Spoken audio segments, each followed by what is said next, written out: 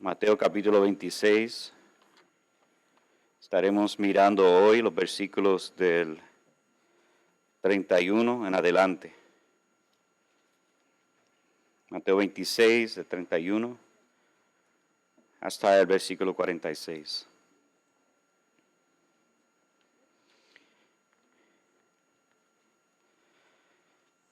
Antes de entrar y a lleno en la palabra de Dios y ver que el Señor tiene para nosotros hoy, estaba recordándome de un momento temprano en mi vida cristiana que el pastor de la iglesia estaba muy lleno de convicción.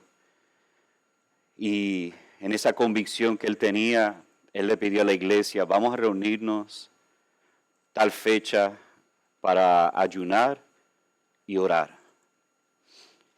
El evento se hizo, fue un sábado, y ese tiempo yo estaba yendo a una iglesia, era primordialmente personas que hablaban inglés, y eso fue temprano en mi tiempo en Cristo. Y cuando estábamos allí, cuando yo llegué, yo pensé, pues el pastor lo dijo, yo tengo que estar allí.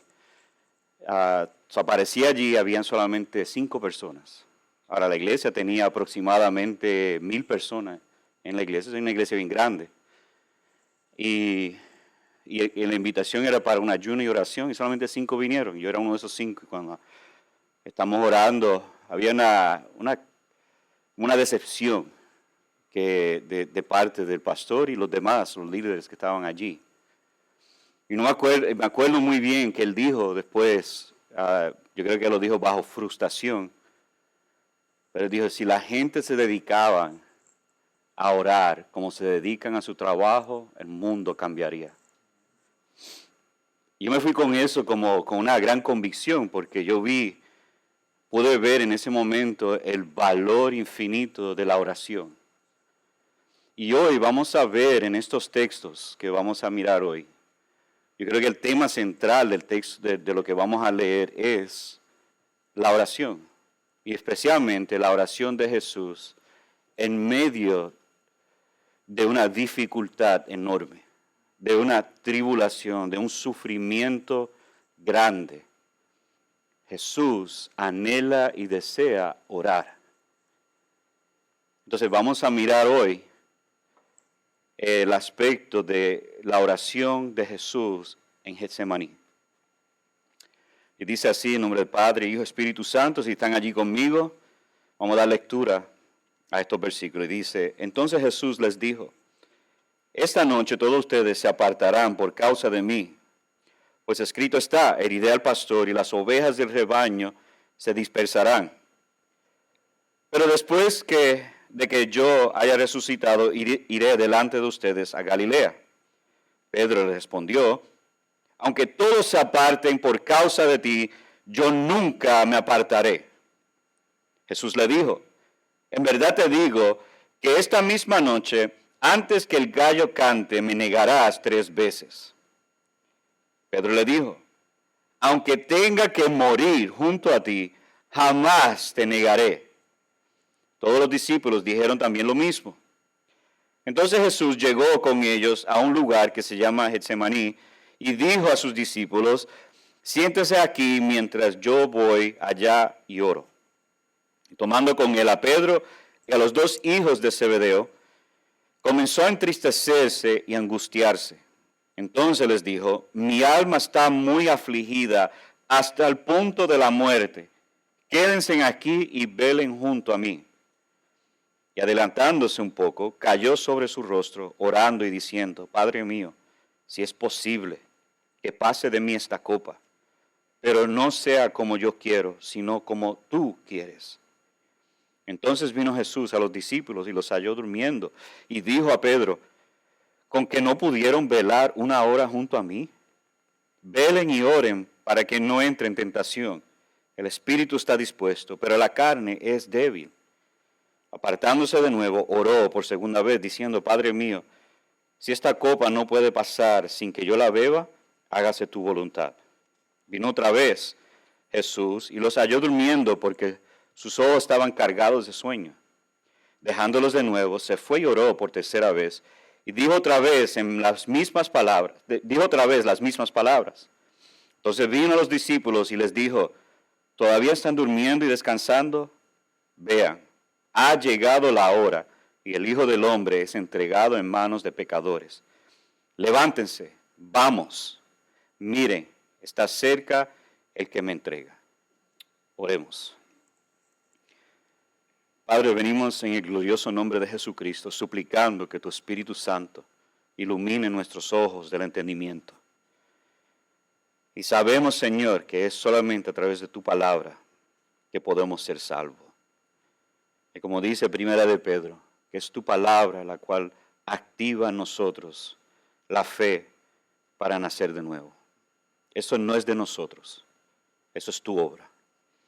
Y yo te ruego en el nombre de Jesús, que en este día, si hay algunos hoy que nunca han recibido y han puesto su fe en Cristo Jesús, que este sea el día.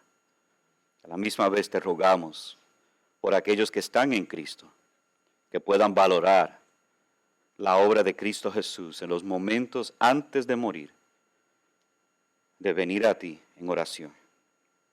Padre, que esto no sea una práctica olvidada, sino que sea una disciplina y un medio de gracia adquirida y deseada en nosotros. Te doy gracias, Señor, por este medio de gracia. Ahora, Señor, ayúdanos a aplicarlo en el nombre de Jesús. Amén. Vemos aquí los momentos antes de Jesús ir a la cruz.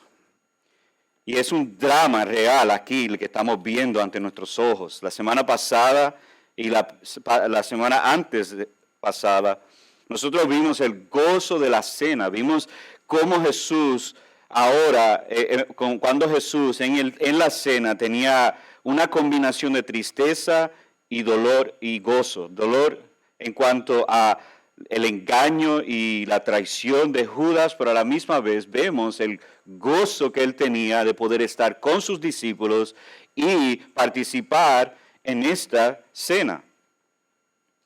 Pero ahora lo que estamos viendo es un cambio.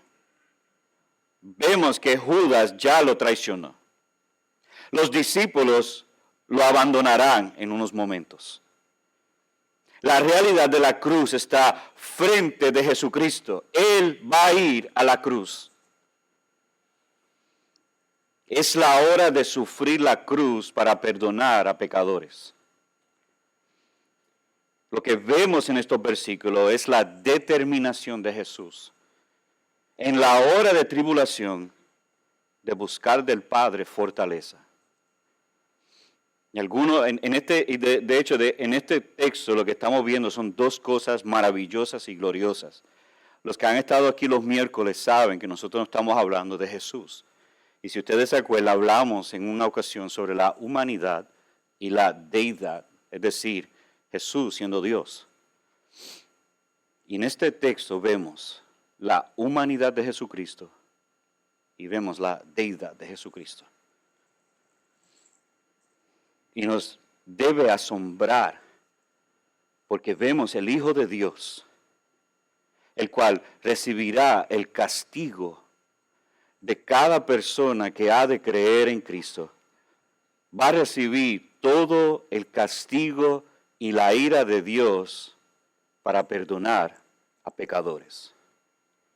Jesús va en él mismo recibir toda esa ira hasta la última gota.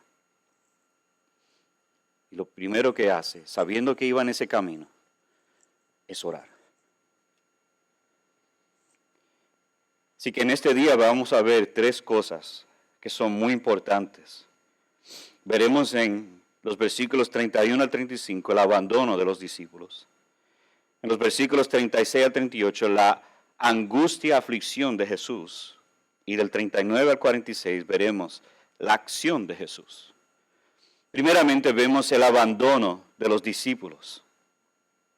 En los versículos 31 al 35, Jesús es como si estuviera cambiando el tema drásticamente. Ya acaban de cantar himnos, salieron del monte, salieron de la cena hacia el monte de Olivos. Y en un momento Jesús les dice, y esa misma noche, todos ustedes se apartarán por causa de mí. Estos hombres han sido fieles por 3 años con Jesucristo. Y en un momento Jesús les dice, ustedes me van a abandonar. Para así cumplir la profecía de Zacarías 13:7. En esta profecía es algo interesante que creo que es muy aplicable, tanto en el texto, pero para nosotros hoy día.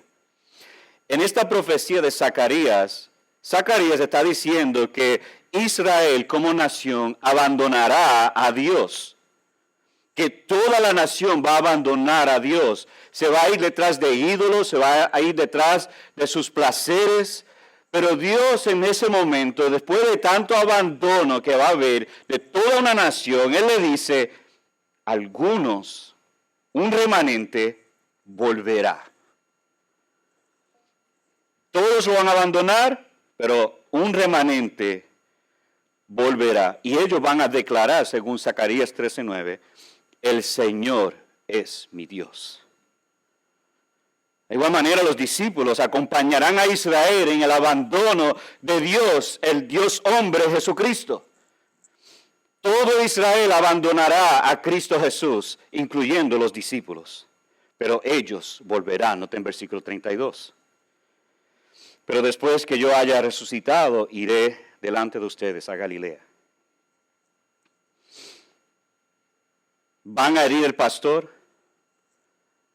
Y esa herida, creo yo, además de la herida física que recibirá, pero la herida del abandono quizás es la que más le va a doler a nuestro Salvador. Por 3 años ha estado con Él. Por 3 años han vivido con Él. Han visto los milagros. Han visto todo lo que ha hecho Jesús, sacando demonios, viviendo una vida perfecta ante ellos, multiplicando los panes y los peces, haciendo gran milagros ante ellos y amándolos. El amor que Jesús tenía hacia ellos, que ellos experimentaban día tras día, noche tras noche. Cada vez ellos veían más y más la gloria de Jesucristo, como dice en Juan capítulo 1. Ellos vieron su gracia y su gloria ante sus ojos. En un momento cuando Jesucristo más lo necesitaban, ellos lo van a abandonar en ese momento. Herirán al pastor, pero el mismo pastor los buscará. Amados, es una gran lección para nosotros. Cuando nosotros abandonamos a Cristo, aún creyentes lo pueden hacer. Diariamente nosotros podemos abandonar a Cristo. Y lo hemos hecho. El mismo pastor nos busca a nosotros. Ese es el Cristo, el cual nos salva. Tú y yo continuamente abandonamos a Cristo. Y Cristo nos busca a nosotros. Eso es lo que estamos viendo aquí. Ese es el carácter de nuestro Salvador, Cristo Jesús. Nosotros no podemos ir a Él, Él va hacia nosotros. La oveja es que está perdida, no el pastor. Y es el pastor que los busca, aun si lo herimos a Él. Qué bueno, qué gran Dios tenemos nosotros. Aquí vemos el corazón de Jesús. Aquí vemos un poquito del corazón de nuestro Señor Jesucristo. Él siempre nos busca a nosotros. Ese es un corazón pastoral. Buscar a sus ovejas que la abandonen. Pero vemos algo bien interesante en la narrativa y es Pedro. A mí me encanta Pedro. Yo no sé si a mí me encanta Pedro. Yo me identifico mucho con él. Si ustedes no se identifican con él, pues quizás se identifica con otro, pero él es el que más yo me identifico. Es bocón y no sabe cuándo decir las cosas bien. Entonces, después vemos que él aprende, pero en este momento, él sale con la suya. Porque en versículo 33, él responde, como si Jesús estuviera equivocado. Aunque todos se aparten por causa de ti, yo nunca me apartaré. Yo me acuerdo una vez, esas palabras resuenan fuerte, porque me acuerdo una vez, yo le estaba hablando a alguien que estaba, nosotros decimos, yo espero que esto no sea malo para ustedes, estaba coqueteando con el pecado. O sea, que estaba como que bailando el tango con el pecado. Y yo me senté con él y le dije, si tú no paras esto, a ver, tú vas a caer en tal pecado que vas a abandonar al Señor y la iglesia y todo. Yo me acuerdo que él me dijo, yo nunca abandonaré a Jesucristo. Tú no sabes lo que Él ha hecho por mí. 2 semanas después, justamente, abandonó a Cristo. Tengamos cuidado que nosotros no digamos palabras como esta.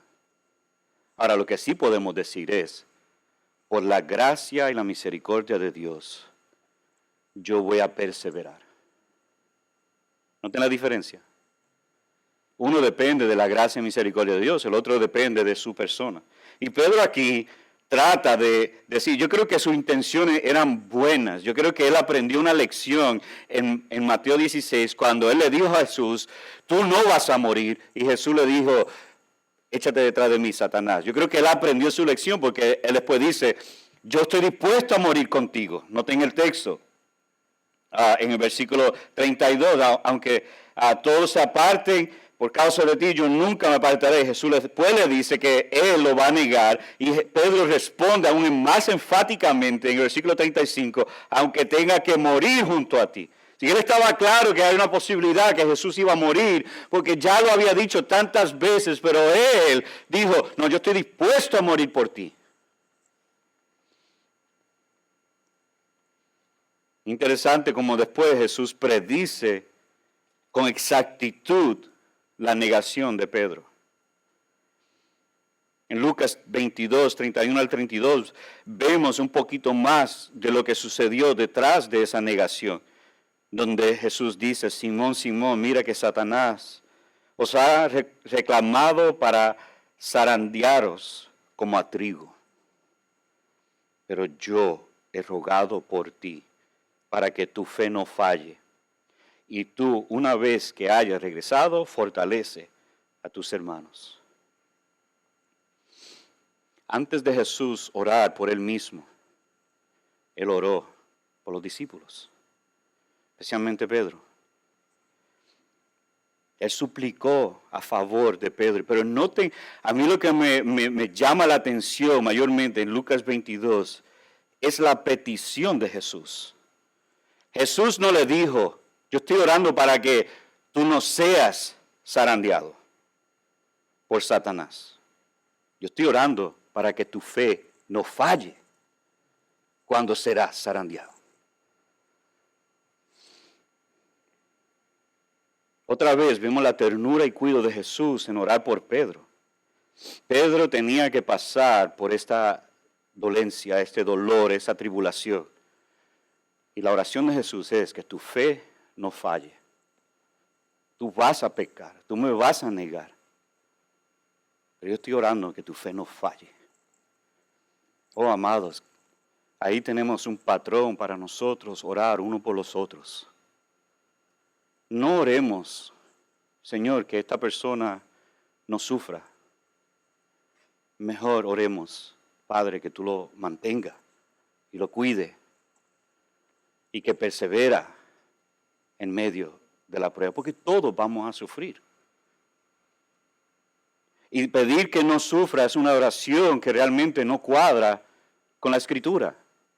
Lo que debemos de pedir es, Señor, si este querido, amado hermano mío en la fe sufre, tenga que sufrir, oh Padre, que no pierda, que no falle su fe en ti. Así que vemos el patrón de Jesús de cómo orar y vemos cómo Él oró por los discípulos, pero ahora vamos a ver cómo Jesús ora por Él mismo.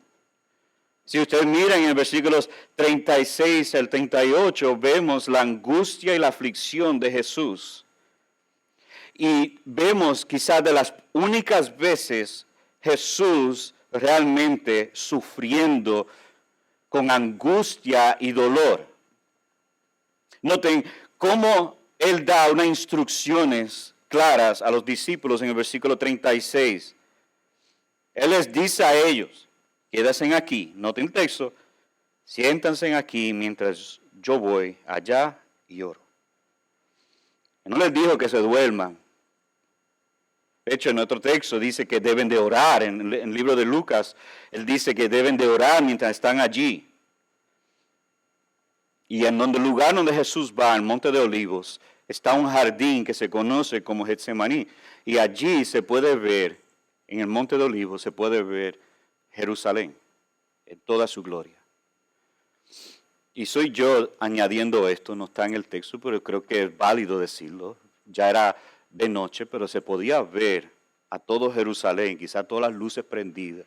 Y en ese momento Jesús mirando todo Jerusalén, sabiendo que él iba a ir hacia la cruz. Y quizás ahí mismo, mientras él está subiendo, podía ver el lugar donde iba a ser crucificado. Mientras está subiendo en Monte de Olivos, llegando al jardín, que era un lugar que parece que era común de Jesús de orar. Porque sabemos que después Judas sabía exactamente el lugar que iba a estar Jesús. Y es allí donde Jesús pide después 8 de sus discípulos que se sienten allí. Deben sentarse en la fuera del jardín y se lleva a los 3 amigos íntimos de él. Y aquí Jesús abre su corazón. Vemos en el versículo 37 que Mateo nos dice a nosotros que comenzó a entristecerse y angustiarse. Aquí vemos el dolor de Jesús. El lugar donde Jesús iba a ir, el lugar de Getsemaní donde iba a orar, la palabra significa prensa de aceite. Es un instrumento para hacer aceite. Era como una piedra grande y ellos echaban la aceituna y eso lo pasaba por encima y los jugos salían y el aceite salía y entraba en un vaso. Y entre más echaban, pues más salía y más salía, pero tenía que exprimirse, tenía que pasar por esa piedra. Oh, amados, esta mañana Richie leyó Isaías 53 y dice que Jesús fue quebrantado por nosotros. ¿Qué mejor lugar que Getsemaní, donde Él va a ser exprimido por nosotros? Ahí está el Hijo de Dios orando, entristecido, con la carga de morir por nuestros pecados. Y Él está a un punto de morir. Él dice en el versículo 38, mi alma está muy afligida. ¿Qué es lo que tenía a Jesús tan adolorido? ¿Será la traición de Judas? ¿O será el abandono de los discípulos o la negación de Pedro? Yo les someto, amado, yo creo que había algo más profundo todavía, la cual tenía a Jesús entristecido y dolorido, y era el abandono del Padre en la cruz. Segunda de Corintios 5:21 nos dice a nosotros, al que no conoció pecado, Dios lo hizo pecado por nosotros para que fuéramos hechos justicia de Dios en él. El Hijo de Dios nunca había pecado y nunca pecó. Él vivió una vida perfecta, sin falla, y no lo hizo bajo obligación, lo hizo con gozo. Él era el deleite del Padre. Cristo Jesús, cuando vivió aquí en la tierra, Él vivió gozosamente, alegremente la ley de Dios porque Él amaba y amaba a su Padre. Y en medio de esta tribulación, Él sabía que Dios lo va a hacer a Él pecado. Como dicen Gálatas, Él se hizo una maldición en la cruz. Dios lo hizo a Él, el objeto de ira. Todos nuestros pecados, puesto en Cristo Jesús. Y Jesús cargando en ese momento todo nuestro adulterio, toda nuestra mentira, todo lo que nosotros, todo pecado que tú y yo hemos cometido. Ahí el Hijo de Dios está sintiendo el peso de todos nuestros pecados y sabiendo que en un momento el abandono del Padre y la ira de Dios será derramado sobre Él. Perfecto Hijo de Dios, nunca experimentó el pecado. El deleite del Padre se convertirá en el odio del Padre. No es coincidencia aquí que el Hijo de Dios está siendo exprimido. En unos momentos, el Hijo de Dios gritará, Dios mío, ¿por qué me has abandonado? Mateo 27, 46. Sus amados hermanos los abandonaron. Su más íntimo amigo lo negará. Uno de sus discípulos lo traicionará. Y eso no compara con el abandono del Padre. Eso es lo que tenía al Hijo de Dios, cargando, triste, dolorido. Eso es lo que tenía a él, con gran tristeza y angustia.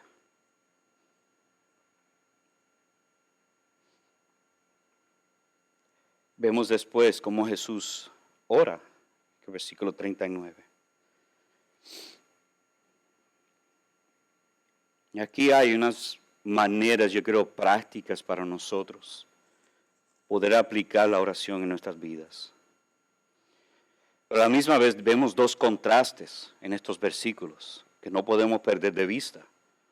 Vemos primeramente la fidelidad de Jesús en la oración, pero vemos la debilidad de los discípulos.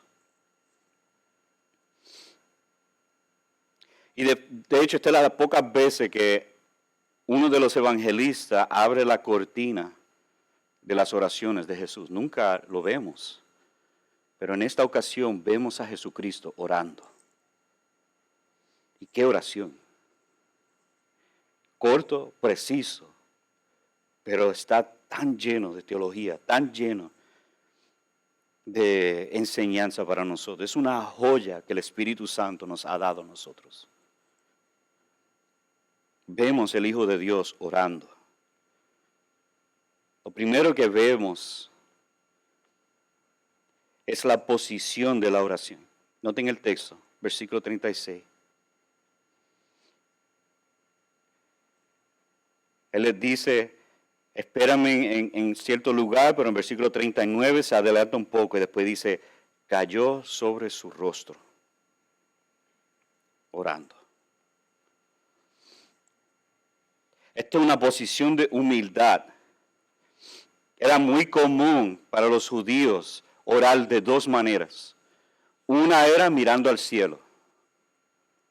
La otra manera era tirarse hasta el piso y poner sus manos sobre la cabeza así y comenzar a orar porque no son dignos de estar ante Dios.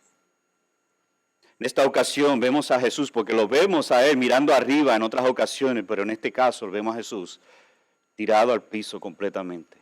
De hecho, algunos comentaristas dicen que Él estaba tan triste, tan cargado, que Él se cayó al piso, como que ya no aguantaba más. Y Él se tiró, cayó al piso, porque no tenía más fuerzas. Y comienza a orar. No, amados, si nosotros podemos tomar en serio lo que es la oración. Ahora, antes de decir este comentario, sí quisiera decir, en mi vida como creyente, nunca he visto una iglesia que ora tanto. Yo doy gracias a Dios por eso. De veras, eso es un deleite ver eso, una iglesia que ora sinceramente. No hay que manipular a nadie.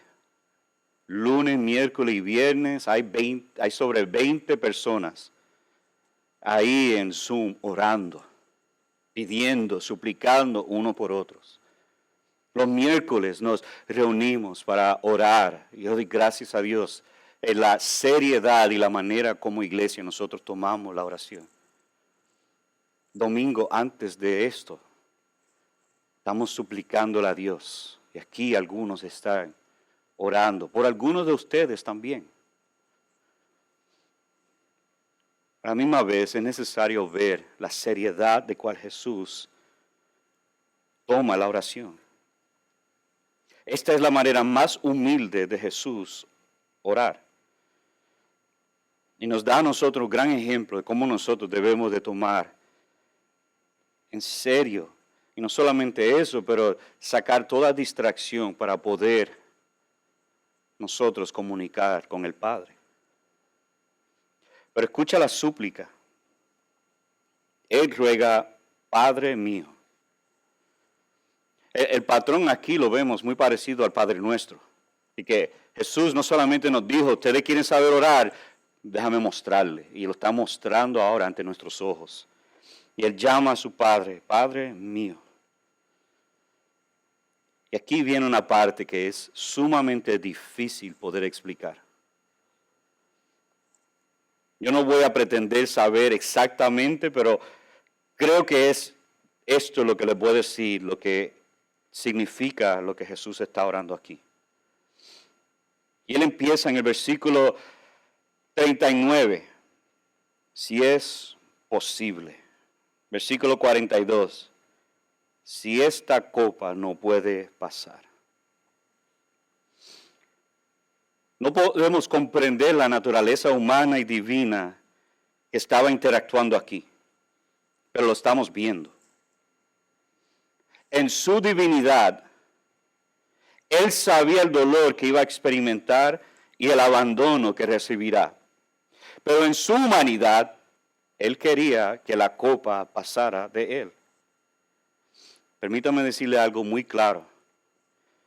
Esto no es pecado, pedir algo que no es alcanzable. No es pecado rogarle a Dios por cosas que no son imposibles. De hecho, nosotros debemos de orar por lo imposible.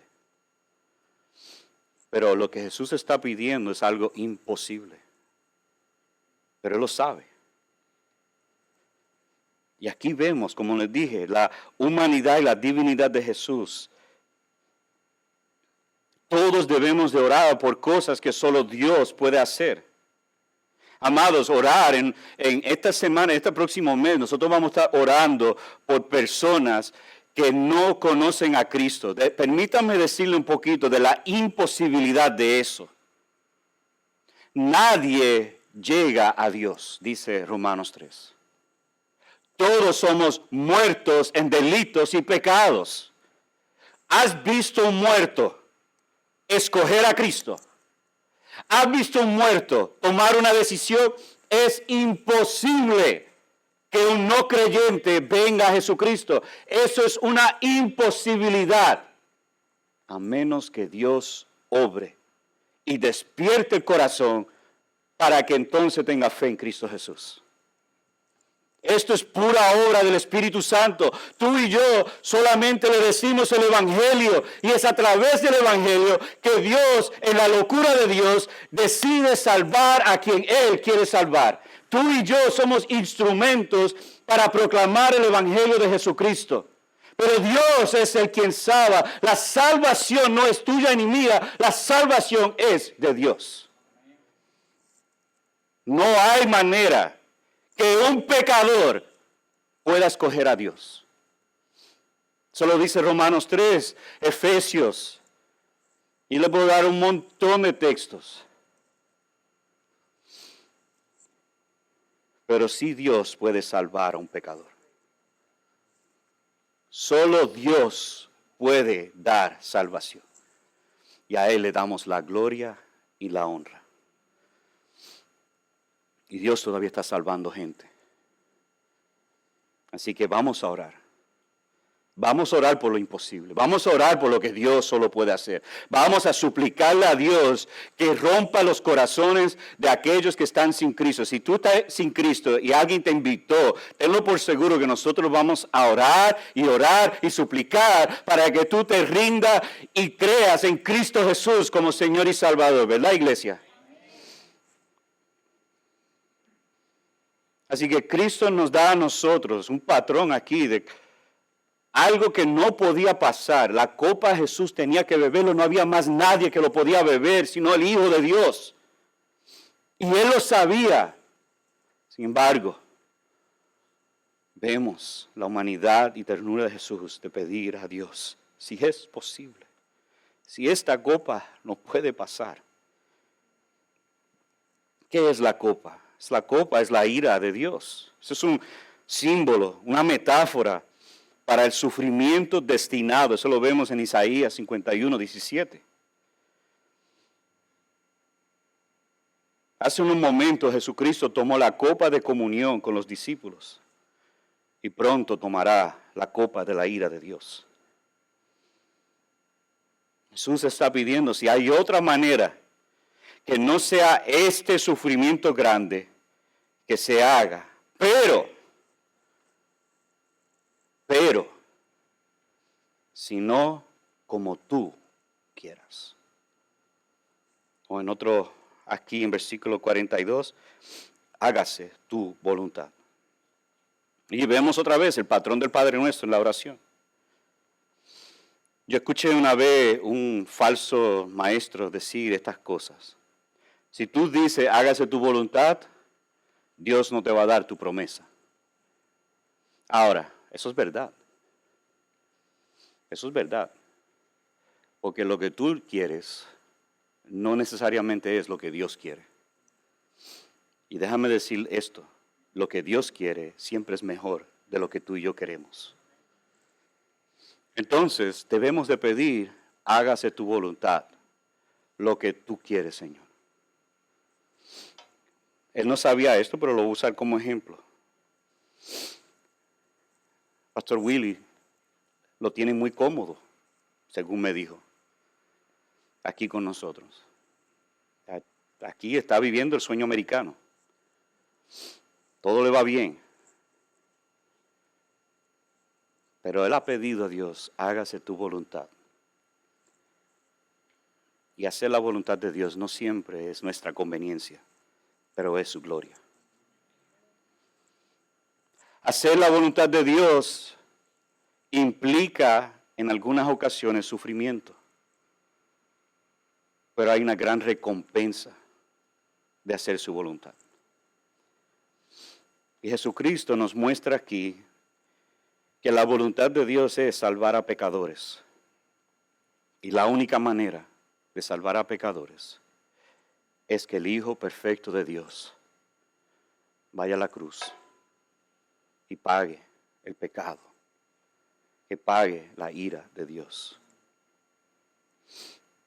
Jesús se deleitaba, él anhelaba hacer la voluntad de Dios. En Juan 6, 37 al 40 dice, todo lo que el Padre me da vendrá a mí, y al que viene a mí de ningún modo lo echaré afuera, porque he descendido del cielo, no para hacer mi voluntad, sino la voluntad del que me envió. Y esta es la voluntad del que me envió. ¿Están listos? La voluntad de Dios es esto, que de todo lo que Él me ha dado, yo no pierda nada, sino que lo resucite en el día final.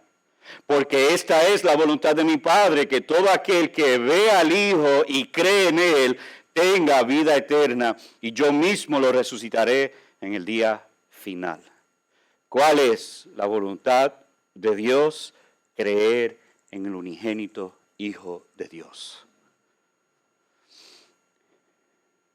Así que Jesús tenía que salvar a los pecadores e ir a la cruz. Así que vemos en la oración de Jesús dos cosas: su agonía y dolor y el descanso en la voluntad del Padre. Y amados, nosotros podemos orar igual. Tal vez tú tienes un anhelo, un deseo, algo que pase en su vida. Tal vez tiene una esposa, esposo que no es creyente, o tal vez tiene unos hijos que no son creyentes, o tal vez el anhelo de ir a misiones es tan fuerte. No sé lo que estás sufriendo, pero si estás en agonía con algo, amado, ve a Dios en oración para que Él te dé refrigerio a tu alma para descansar en su voluntad, no en la tuya. Y eso es lo que Jesús hizo. Él sabía, Él necesitaba saber que tenía que hacer la voluntad. Él mismo se predicó su aliento. Hágase tu voluntad. ¿Qué palabras más maravillosas son esas? ¿Qué descanso hay en eso? Hágase tu voluntad, Dios. Yo no puedo más. Yo he tratado de hacer mi voluntad y mira hasta dónde me ha llegado. Hágase tu voluntad, yo me rindo a lo que tú quieres que yo haga.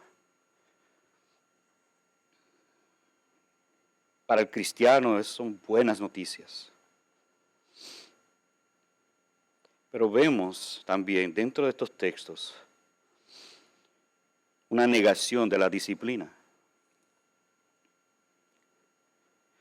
Jesús nos da a nosotros, esto es gracia, nos da a nosotros el arma contra la tentación. Versículos 40 al 41, Pedro dijo que estaba dispuesto a morir y él no se podía quedar despierto ni una hora. Pero Jesús le dice, versículo 40, ¿con qué no pudieron velar una hora junto a mí? Aquí viene el versículo 41. Velen y oren para que no entren en la tentación. El espíritu está dispuesto, pero la carne es débil. ¿Cuál es el remedio contra la tentación? La oración. Lo mismo que Jesús está haciendo, se lo recomienda a ellos. O sea que Jesús no es hipócrita, Él está haciendo exactamente lo que le está diciendo a ellos que tienen que hacer. Y nos está diciendo a nosotros qué debemos de hacer en medio de nuestra tentación. La realidad es que la carne es débil. La carne desea pecado. La carne desea hacer todo en contra de la voluntad de Dios. La carne aborrece a Dios. La carne ama el pecado. La carne es débil. La carne quiere más y más pecado. Tiene un apetito sin fin. La carne lo que quiere es más y más pecado. Y nunca está satisfecho. Quiere más y más y más. Esto es una pelea espiritual. La carne realmente es débil. Esto hay que pelearlo con recursos sobrenaturales. Para nosotros vencer los apetitos de la carne, para nosotros vencer la debilidad de la carne, necesitamos recursos sobrenaturales. Y uno de esos recursos es la oración.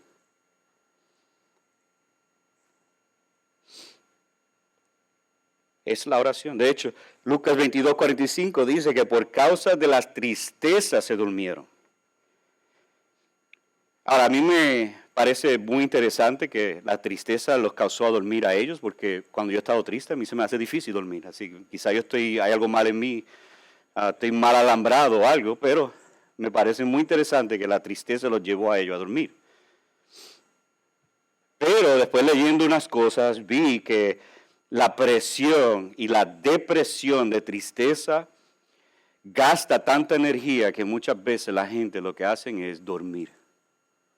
Y muchos cuando están así en gran tristeza porque han tratado con toda su fuerza, con toda su carne, con todo lo que ellos son, de tratar de resolver el asunto, caen en tan cansancio que ya no pueden hacer más nada excepto dormir. Y Jesús nos está diciendo, para tú combatir tu propia carne, tú necesitas orar. Ese es el remedio.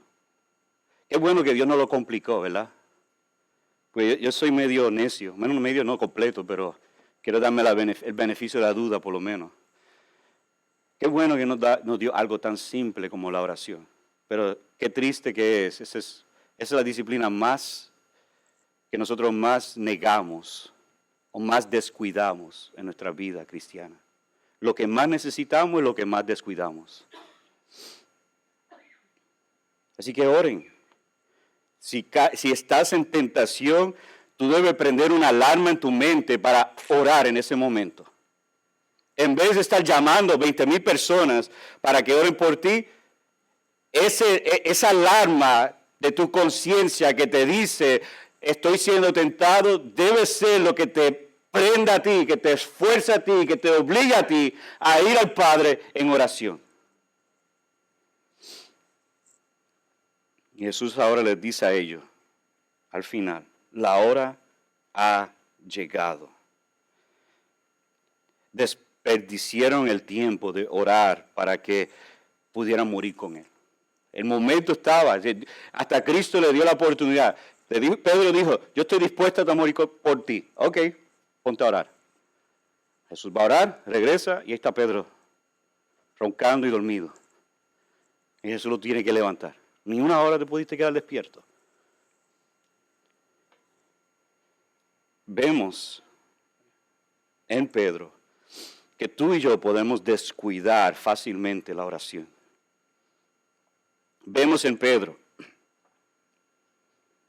y los demás discípulos, nosotros podemos fácilmente caer en la carne.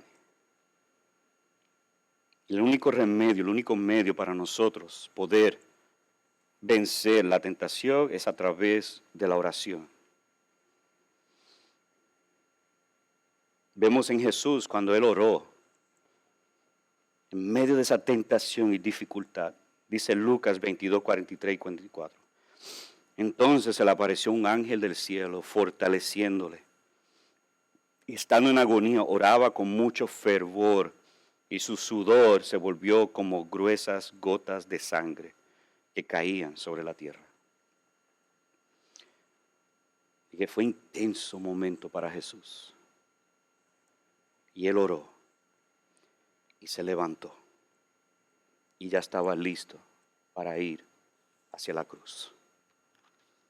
Ya estaba preparado. Lo que faltaba era orar, fortalecerse, levantarse, ir a la cruz. Amado, yo les quiero animar hoy a que sigamos el patrón de Jesucristo. Vemos que este fue un momento glorioso y grande. El plan de Dios de salvar a pecadores ahora está en acción. Ahora el Hijo de Dios se va a dar para rescate de muchos. La hora ha llegado, dice Jesucristo. Ya llegó.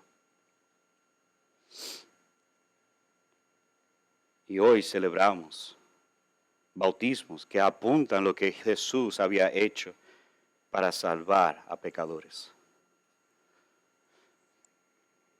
Hoy vemos cómo Jesús en su momento antes de ser entregado a pecadores, Él oró, Él se fortaleció en la oración. Y amados hermanos, si nosotros como iglesia vamos a hacer sal y luz aquí en la tierra, si nosotros nos vamos a atrever de hablar a aquellos que no conocen a Cristo sobre las buenas nuevas del Evangelio, téngalo por seguro, el enemigo nos va a atacar. Eso es seguro, eso va a venir. Pero Dios nos ha dado el arma más poderosa del mundo, su palabra y la oración. La iglesia puede conquistar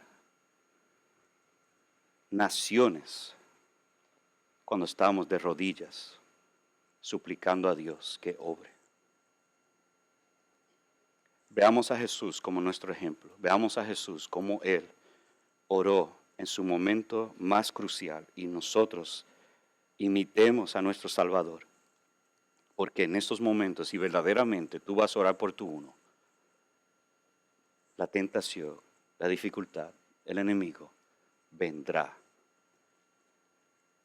Y tenemos que estar de rodillas nosotros como iglesia para pelear contra lo que ha de venir. Y yo sé, de acuerdo a la palabra, que nosotros venceremos al enemigo por la palabra de nuestro testimonio, por la oración en Cristo y por su preciosa palabra.